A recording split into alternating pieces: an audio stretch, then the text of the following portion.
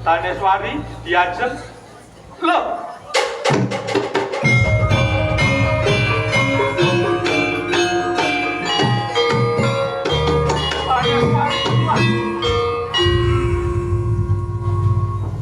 Abot rasane nggonku tresna marang putri Kediri nganti gandrung kapirangu kaya wong edan dinawe. Yen nganti kahanan iki dimengerteni kabeh kawula ing Kadipaten Blambangan. Isin aku. Prajurit! Prajurit!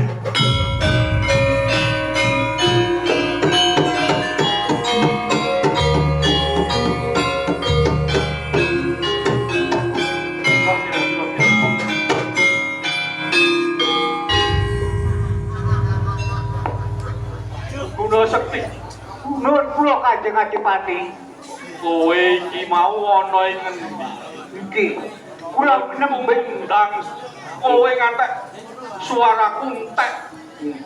Kowe mau ning ngendi? nggih nyuwun pangapunten dalem Kanjeng Adipati. Kula menika nembe wonten salebeting regol Kadipaten Blambangan jagi katentreman kawibaten. Jaga katentremaning Kadipaten Blambangan. Lho nggih pinten kula jagi. Kowe jaga regol ngendi e? Salebeting Regol ngendi sing tok jaga? enten wingking Kanjeng Adipati. Regol wingking kok dadak dijaga. Sing dijaga kuwi kudune regol ngarep. Nggih. Yen ngono kowe ler wae dawuh. Nggih. Anggonku dawuh iki kowe tak supaya jaga regol ngarep ora kok malah regol mburi. Nggih nyuwun pangapunten dalem Kanjeng Adipati. Yo, ora dadi boyo pangopo kulo sekti. Ngene kula sekti. Lho nggih. Iki mau aku mentas wae lenggah ijen ning pendopo Kadipaten Blambangan iki. Lenggah ijen aku ngalamun gambarake putri saka ing Kediri. Daneswari menika Kanjeng Adipati. Iya bener. Nalika semono aku wis putusan marang pepateku minak kendali seta tak dawuhi supaya nglamar ing keraton Kediri.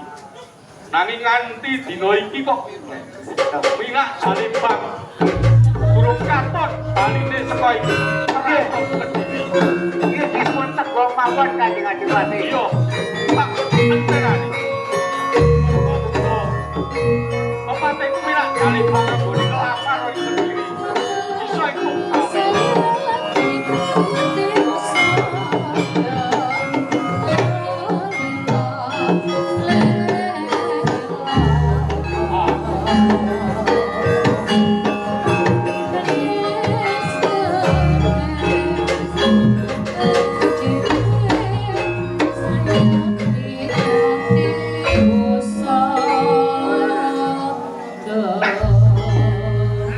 Jalembang Iku Kanjeng. nggonku ngenteni balimu saka ing keraton Kediri nganti mata walangen. Pindhane ngenteni kumambanging watu item sileming prau gabus ing tengahing samudra. Samuse asunapatmu atus keringet. Slamet balimu saka ing keraton Kediri. Pangestunipun Kanjeng Adipati minak kendali seta sowan kula ing kalih sami. Kepareng kula ngaturaken sembah kunjuk ngersanipun Kanjeng Adipati minak kendali seta. Iya. Tak tampa sembah pangabektimu kang kunjuk marang aku. Iya mung pangestuku ditampani, Den. Ih, kula tampi atuh atau kalih dadosa jimat anggen kula nglandhangi wonten Kadipaten Blambangan. Iya. Diprayogake luwih dhisik anggonmu sowan. Nggih. Guna Saranta, guna Sekti. Dawuh padha winantuing karaharjan. Balimu saka keraton Kediri nderekake pepatih Kuminah Jalibang. Angsal berkah sangetipun Kanjeng Adipati. Suwan kula kalih ing sandika sungkem kula kunjuk. Iya, tak tampa sungkeming pangabektimu ya mung pangestuku ditampani kula sekti. Nggih, sanget anggen kula mundi Adipati. Iya, diprayogake nggonku sowan. Dan nggih, kita pendhawuh. Guru Saronto kepiye? Nggih, Kanjeng Adipati. Kula Kakang kalih Kakang Guna Saronto, Iya, pangestu dalem kalih sing sabikala. syukur yen. Minat Jalibang Iya kula. wis dadi pengantuanku ning ngrasak. Selak moto rasaning penggalihku. Ngenteni balimu sing kraton Kediri. Nalika semono aku utusan marang kowe. Banjur kepiye kabul usanane anggonmu nglamar ing Kediri. Ih, saderengipun kula matur ingkang kathah menawi wonten atur kula ingkang lepat nyuwun agung ing pangapunten. Iya. Kowe iku pepatihku sing tak ndeke ing Kadipaten Blambangan kene. Ih, Aku wis percaya marang kowe. Yo, ket matur. sampun kelampah kula mugi wonten ing Kediri. Sedaya pangandika dalem Kanjeng Adipati sampun kula tunjukaken wonten ngersanipun Sang Prabu Dandang Gedhe. Oh. Dadi kowe wis kelakon suwane ning Kediri. Matur ana ngersane Sang Prabu Dandang Gedhe. Iya, Bagus, Teh. Banjur kepiye? Sang Prabu Dandang Gedhe sak lajengipun renaing penggalih menawi putranipun kesumaning ayu Daneswari badhe dipun sengkakaken aluhur dados prameswari wonten Blambangan. Sabanjure Nanging nyuwun pangapunten. Kesumaning ayu Daneswari menika kagungan rayi ingkang nami Suryaka Suryana. Suryaka lan Suryana. Iku kadange Aneh. Lajeng Pangeran Suryana Suryaka menika ngedekaken sayembara perang sayembara pineh kan. sayembara perang. Kudune kowe ngleboni sayembara perang kuwi, Teh. Kowe yo ngleboni sayembara kuwi to, Teh. Iya. Ngandikaaken nek sinten kemawon ingkang saged ngawonaken Suryana Suryaka menika ingkang samangke badhe dipun suwitani kesumaning ayu Daneswari. Sing bisa ngalahake Suryana Suryaka kuwi sing bakal disuwitani Daneswari. Iya. Kudune kowe menang, Teh. Menawa amung tanding marang Suryaka Suryana bocah wisore kok. Nggih, kula menika pepatih dalem ing Blambangan menika sampun pilih tanding. Ayo, nek nang Blambangan ya, Teh. Iya. Nane bahasa nang Kediri kepiye, Teh? Wih, nyuwun pangapunten Kanjeng. Ingkang ngabdi wonten ing Kediri. Iya. Kepiye? Kawon. Alah!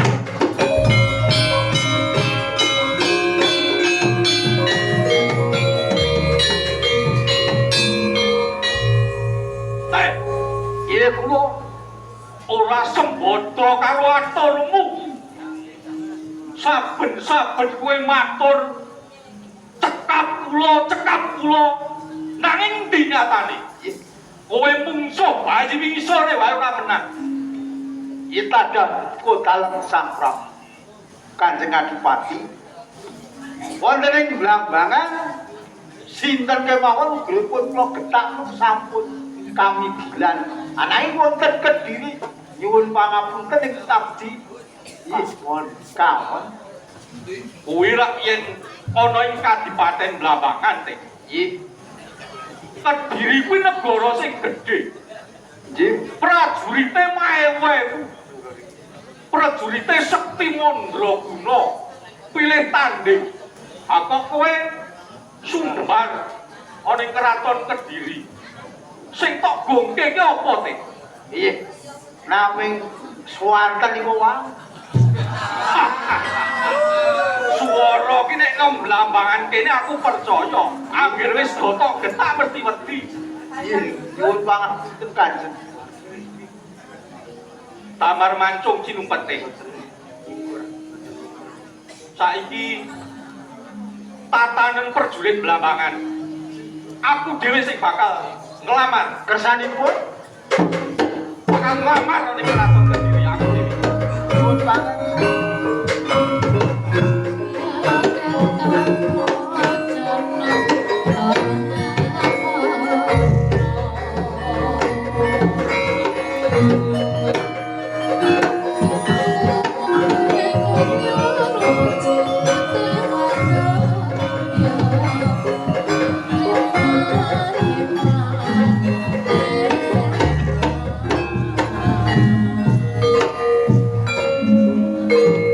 Teh, Iya, kula Pak. iki sajake ana nom-noman sing nyak pasuanan ning pendopo Kadipaten Blambangan. Iya, Coba purbanen teh. iya. Bocah bagus. Inggih kula. Sapa jenengmu?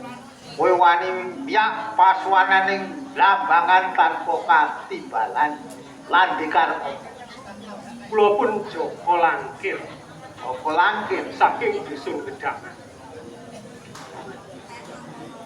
Kowe sowaning Blambangan arep golek bantuan. Nek titik sikilmu mletak-mletak ora. Kowe bocah desa. Teh, Iya kula. kowe kuwi tak dawuhi purba nom-noman iki. Ora kok manyun dro sing werna-werna. Nyuwun pangapunten adat sabenipun ngaten menika. Iya nyuwun pangapunten Kanjeng. Ditakoni sing becik. Nggih. Apa karepe? Inggih kula. Kowe ndek karep apa sowane ning Kediri. Blambangan yo nyambut. Nyuwun ngapunten. Panjenengan menika sinten? Ditepungake aku patih Blambangan Minak Jalibang. Oh, Ki Patih Jalebang. Menawi kepareng kula badhe munjuk atur piyambak wonten ngarsanipun Kanjeng Adipati Minak Kendali Seta. Semelandak tak kanggo. Inggih, adat sabenipun Ki Patih menika ngaten. Nyuwun pangapunten Kanjeng. Iya, Teh. Menika langkir saking dusun Gedangan. Langkir saka desa Gedangan. Nggih, wonten kepareng dalem badhe munjuk piyambak wonten kersanipun Kanjeng Adipati Minak Kendali Seta. Pramila sumangga. Iya. Prayogakno luwih dhisik Teh anggonmu lungguh. Iya. Bener. Jenengmu Langkir. Inggih, leres Kanjeng Adipati. Kowe saka ing desa Gedangan. Inggih, Langkir. Apa desa Gedangan kuwi sing kalebu wewengkoning Kadipaten Blambangan? leres pangandika dalem Kanjeng Adipati. Bilih dusun Gedangan menika tasih lumebet wonten ing Kadipaten Blambangan punika Kanjeng Adipati. Iya. Banjur kowe duwe karep apa? Miyak pasuanan ing Kadipaten Blambangan sowan ning Ngersang. Nyuwun pamunten Kanjeng Adipati. Saderengipun kawula matur kepareng kula ngaturaken sungkem pangabekti kula mugi kunjuk wonten ngarsanipun Kanjeng Adipati. Yo tak tampa pangabektimu kang kunjuk marang aku. Sanget Pangestuku ditampani. Inggih. Teh, Iya kula. iki bocah desa Teh. Nggih. Nanging trapsilane genep Iya. ngerti ngaturke sungkem pangabekti marang aku. Iki senajan bocah desa nanging iso kena kanggo conto Teh. Iya. Hei, ora mung turu. Nandikane Kanjeng Adipati iki dimirengke. Dadi kena nggo conto Joko Langkir. Kone marak sowan genep traktilane. Ora kaya kowe dedak dedak. Apa kan? Teh, Piye? wis ora sah nesoni perjurit liyane. Boten. Langkir. Nggih, kula Kanjeng Adipati.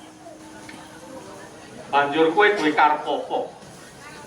Sowan ning ngersaku ana ing Pendopo Agung Kadipaten Blambangan. Nyuwun pangapunten Kanjeng Adipati. Sowan kula tebih-tebih saking dusun Gedangan. Iya, Dumugi wonten ing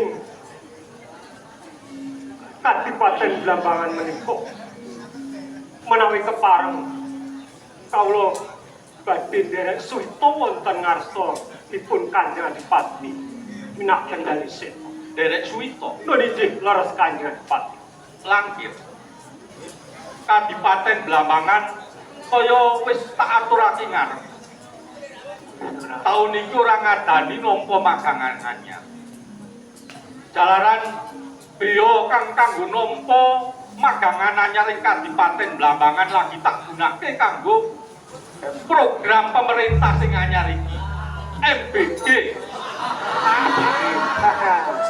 Kula taun iki Kadipaten Blambangan ora nampa magangan anyar. Tadi kowe yen kepengin suwita ning Kadipaten Blambangan juru tang, juru penginang, juru ngangsu kabeh wis cukup langit. Kepiye? Nyuwun pangapunten Kanjeng Adipati. Sedaya wau awit saking agenging raos kula minangka kawula kepengin sanget nderek suwita wonten ngarsa dalem Kanjeng Adipati. Sinaosa ing sakmangkenipun wonten kraman ingkang badhe malila damel risakipun Kadipaten Blambangan. Kula saged ngadepi sinaosa dados ndek pengamun-amun badhe kula temai minangka anggen kula badhe suwita wonten ngarsa dalem Kanjeng Adipati. Iya kula, aku njaluk penemumu teh. Iki Joko Langkir kepengin suwita banget ana ing ngarsaku.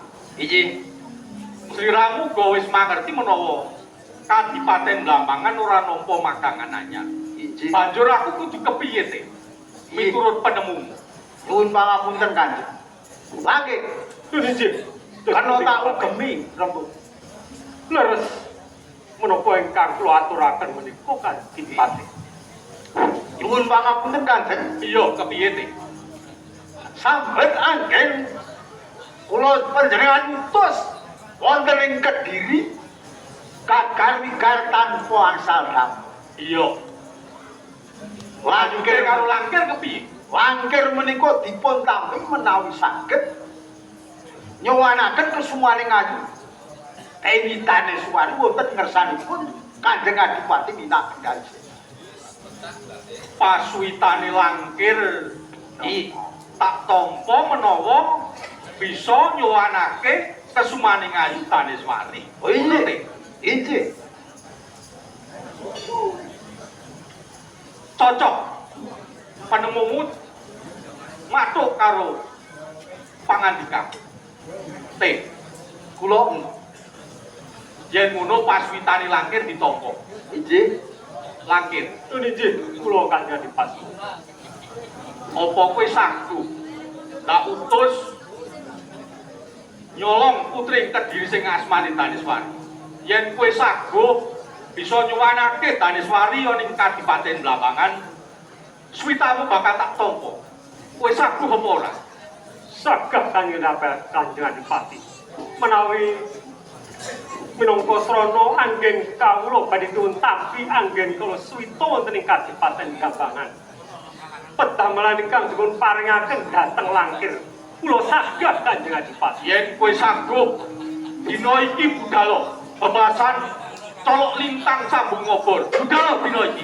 Namung pangestu dalem Kanjeng Adipati. Pangestu bae kali Langkir. Budhal.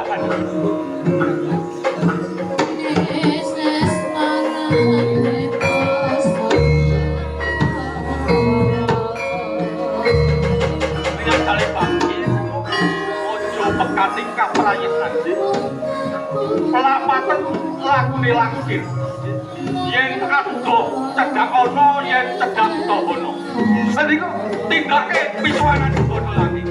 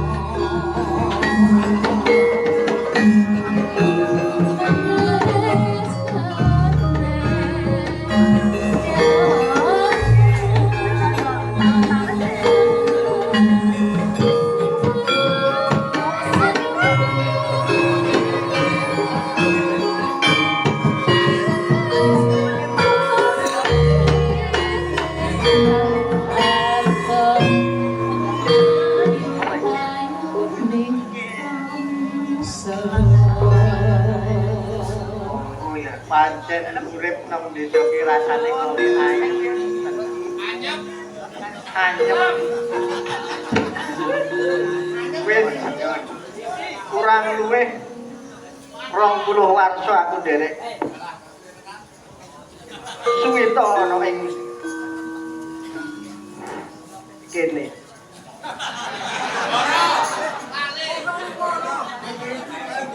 Weruh kahanan luar desa wis do panen, wetan desa ya wis do panen.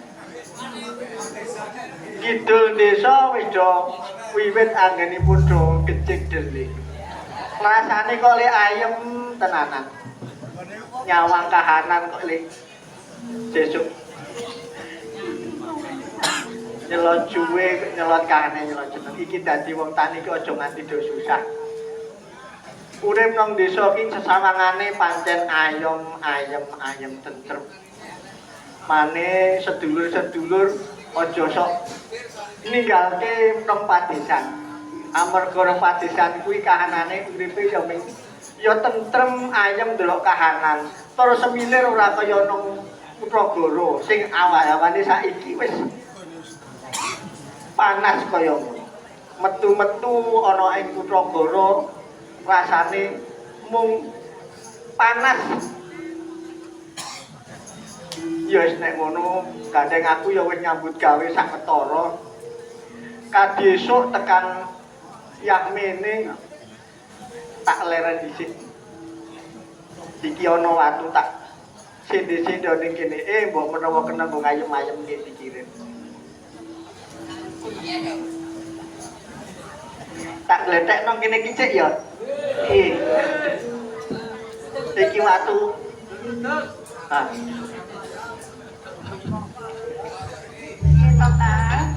Sekolah yang kaya. Ya, Dikus sandiri niki gawa apa iki? Oh, alah. Cahayu tenanan dikus sandiri ini. Ku juga kan mbokmu to? Oh ya, meniki ya. Ya monggo tunjuk. Oh iya malah jan. Iki tak antu-antu awet mau wis ini. Wah, Ngepasi ya. tak ombene sik ya.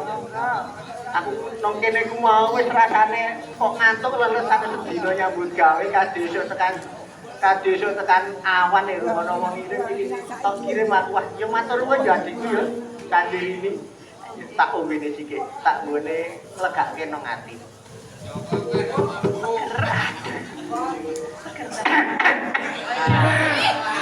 Kanyata nek di mati seneng tenan rasanya. Rumah-rumah kan dimuri mau kepawon kok kaya nganu ya Kang. Semringah katon ayam tentrem kaya wong ora utang. Awake dhewe iki rasane kepiye to adikku? Kayak utangmu karo Mbah Panut ge pas njaluk sego gorengan kok selalu Pak. Aku aneh lali nanti Kang Panut ku mau. Sesuk tulung ya sarutono ya. Yo kok Panut sing nyawon. Ya itu dipikir-pikir sesuk nek panen ngarani duitan desa garek ngenteni lagi-lagi sesuk nek garek ngendi. Ya saiki kan wis mumpung panen, mumpung wis tak elingke yo gage yo disau. Oh iya. Aja ngebati adimu yo duwe. Ya bener Duwe gawe dhewe. pancen kowe iki ayu tenan dadi adikku. Yo malah wis payu durung iki. Ngopone? Oh, parine payu durung. Ya sampun. Urip nang desa. Parine sapa ki ene kok takokke? Ayo parine dhewe mosok parine lek ngono nang nggon wetan desa rae do panen to. Nggih, sampun disyukuri. Parine lemu-lemu, regane temonjo iso tak nyaur utang pas ning golek rabuk wingi, Kang. Ya cahaya tenan yo. Kowe iki dadi adine Sandirono kok yo dadi. Seneng atiku. Ora krungu-krungu kowe iki saliyane dadi nang cantik menteri ana ing padepokan Gunung Lawu kene. Kowe iki yo duwe samben. Sambenmu ki apa wae to? Sambil iki lho mengkon dadi lewang ning pundi nggih kayak pemerintahan Kaluran Karangsewu, Kang. Dadi lewang ning kono aku ket taun 2009. Yo rewang kuwi rewang apa to adikku? Yo nek ning kono yo saiki kan dadi ana desa nyambut Kari Karangsewu. Jur bundes kuwi apa sing disebut bundes ki apa aku tak ngerti. Karena yo kakangku ki dadi wong cumblo ora ngerti apa-apa nggih sedulur sedaya. Ya iki wong uripe nang desa iki karangkong ngene iki ora ngerti apa bekong. Ya aku tak takon karo sliramu Cahayu. Yo babagan ing desa ki nek pertama-tamane awal mulane ki saka LKM. Kuwi saka Ayo tahun kan depondono to aja nguri kang mesake kae. Ayo. Ya gone kae mesake malah ngono karo sliramu sing ketole ayu ki lho. Yen pangapunten nggih sedaya mawon. Kuwi kan malah itu bundes ki apa kuwi sing dadi. Desa menika saking rintisan LKM. Iku tahun 2007 dumugi tahun 2011. Bar tahun 2011 pindah ganti meneh dadi Perumdes. Bar Perumdes gantos meneh dadi desa wonten. Desa kuwi bundes ngono apa piye? Nggih leres. Walah iki. Ya jan adikku pancen pinter tenan. Ya sing tak jaluk ngono ku yo dadi bocah enom, aja kesusu nang kutha. Kowe nguri-nguri po desa piye caramu bundes iso dadi nang masyarakat kene sing do enom-enom kuwi dadi sadar. Sing do pinter-pinter aja mlayu nang kutha kuwi dene urip desa pertanian iki carane iso mandiri, iso sing apik. Lah kuwi terus kepiye nang bundes kuwi apa wae sing diingat? Menika wonten simpan pinjam. Kalian sakmenika niku jemput bola PBB. Kok jemput bola barang bal-balan kok? Boten, boten kula ki niku lho sawan wonten pedukuhan-pedukuhan. Ora ngono. Terus nglayani para masyarakat ingkang badhe mbayar pajak. Jadi nek bayar pajak iso lewat bundes Saged. Malah ngambung sae dadose Pak Duku menika sampun didados nek menawi mbayar wonten bundes menika kacatet wonten ribu. Ngoten. lanjut sakjane ngono kuwi apa meneh sing kira-kira Nah, pakaryan? nek ing taun 2020 niki kan wonten aturan Kemendesan nomor 3. Kuwi aturan apa kuwi? Kuwi kagem ketahanan pangan, Kang. Oh, ketahanan pangan. Ketahanan pangan kuwi Ketahanan pangan iki kepiye? Pangane ditahan-tahan ngono piye? yo ora. Ketahanan pangan kuwi saka awal mulane nggo gawe nyengkuyung para petani. Oh. Sing biyen awal mulane niku diretorasi saking Presiden Soekarno ing taun 1952. Ono trasi-trasi barangnya apa? Trasi ya, ini mampu toh ya? Kaya sih kamu mampu trasi ki an? Iya kamu karang ya kok salah lu. Wis iso garang. Karang ya wong tani ki serapopo dadi nek wong tani ki war kok sikile kenali tok barang kok ya kepenak wae. Mana iki seneng wae nek dadi. Ya ta lur sedulur. Lah ngono. Lah kumaha kan? Lah kumaha kan? Tahanan pangan. Kuwi BUMDes duwe bidang loro lho ngono. Sing siji pertanian, sing loro peternakan. Oh dadi nang dadi ana ketahan pangan ora mung nang tatalane niku to. Nggih. Dadi ora mung kon ngunter ning jero kantor ngenteni wong langsung. Ayo aja mung nang anong mburi meja yo mung utak-utak. Yo kudu ngerti ro masyarakat ngono ki lho. Sing tak jaluki. Terus piye meneh iki? Ketahanan pangan kuwi mau sik pertama kan duwe pertanian ya Kang yo.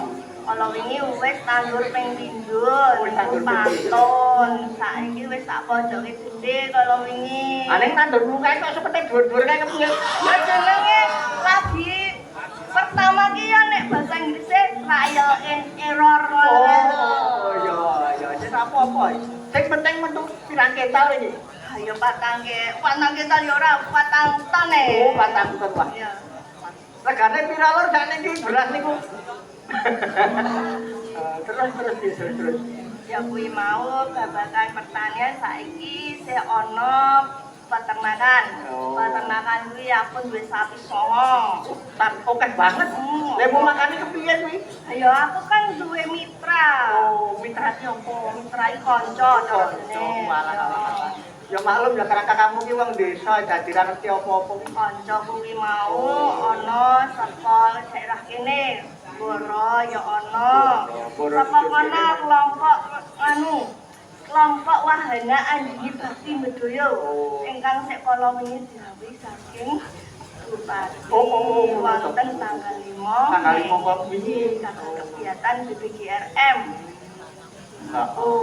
Terus Nah ning kono kan yo ning kono wonten letong niku piye carane ben dadi rabuk kanggo kanca kadang tani. Kok kaya le tertarik aku lho.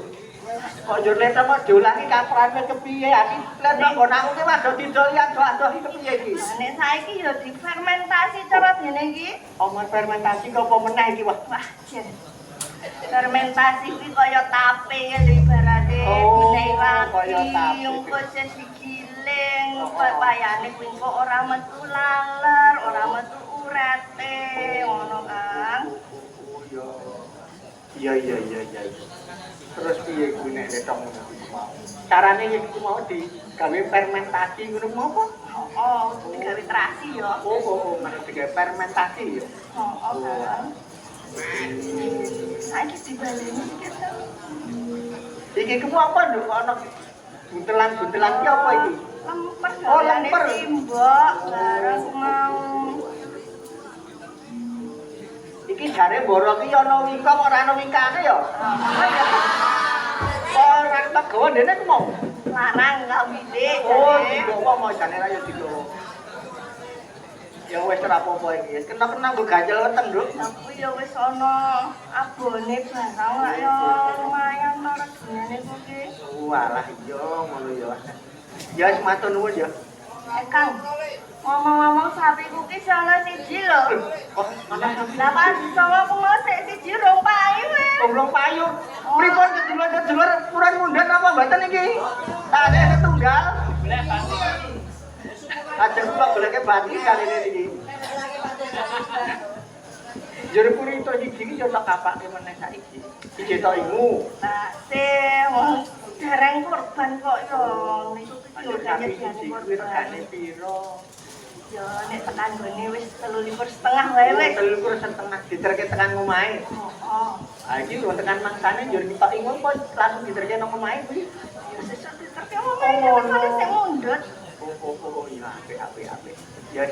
Ya apik nduk jenengan iki. Program kuwi pancen nyembuyung programe negara iki pancen apik. Ya kuwi sing tak karepe ya, Nduk.